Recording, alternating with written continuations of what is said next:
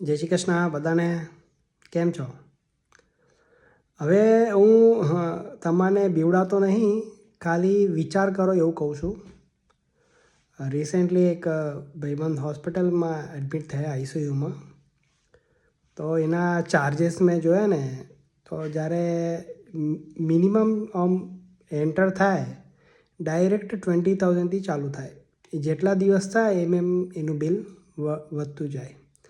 પછી મેં આખું જોયું શું એનું લિસ્ટ છે. તો મિનિમમ 30,000 to 70,000 આઈસીયુમાં. ઓકે, આ બેસિક. અને અગર હાર્ટની કંઈ સર્જરી થાય તો 5 થી 8 લાખ રૂપિયા.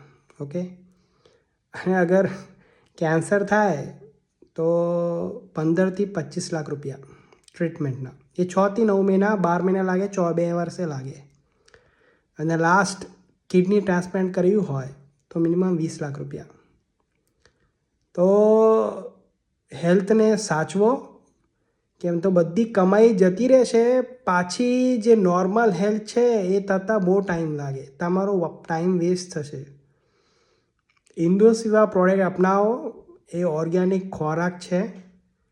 શરીરના મૂળ તત્વ જે સૂક્ષ્મ કણાઓ છે તો કામ કરે છે.